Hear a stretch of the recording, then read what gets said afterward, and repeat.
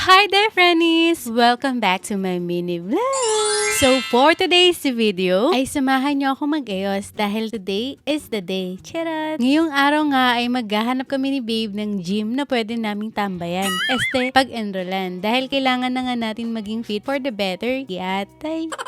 Dahil napapansin ko na lumulusog na ulit ako. Sa mga oras nga na to ay paalis na kami ni Babe. At sa mga oras nga rin na to ay napapaisip na ako kung tama ba itong ginagawa ko. Charot! Ito nga at si Christian ang maghahatid sa amin sa mga pupuntahan naming gym. Una nga naming pinuntahan is dito sa PSP Mabini branch. Una pa nga lang to ay parang gusto ko na agad magsimula mag-workout. Charot! Inikot nga muna kami sa loob ng facility nila. Tapos diniscuss na nga sa amin yung mga packages nila. At masasabi kong maganda yung mga offer nila. Since nagka-canvas pa lang naman kami, hindi pa kami agad makapag-decide. Kaya sabi ko kay Babe, i-check muna namin yung ibang offer ng gym. Then, tsaka kami mag-decide. Kaya sa mga oras na to, ay papunta kami sa next gym, which is dito sa G14. At paakyat na nga kami, kaso hindi na ako nakapag-video. Maganda rin naman, kaso medyo marami lang tao nung time na nag-visit kami. Eto nga, at papunta naman kami sa ibang gym. Tapos naisipan ni Babe mag-drive ng e-bike. Okay na, pwede na maging driver.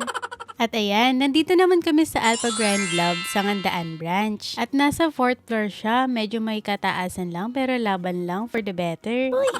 Maganda yung facility nila and also yung offer nila. Tapos sabi ng staff nila, meron daw silang branch sa Longos. Kaya sabi ni Babe, i-check daw namin since malapit lang pala yun sa amin. Kaya pumunta kami dito sa Alpha Grand Love, Longos branch. Habang dinidiscuss nga sa akin yung offer nila, sabi ko kay Babe, magpa-member na kami ngayon. As in ngayon na. Uy!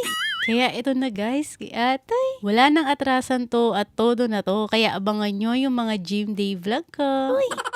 Eto nga, pauwi na kami. Excited na ulit ako bumalik sa pag-workout. Pero mas excited ako umorder ng mga susuotin ko sa Shopee.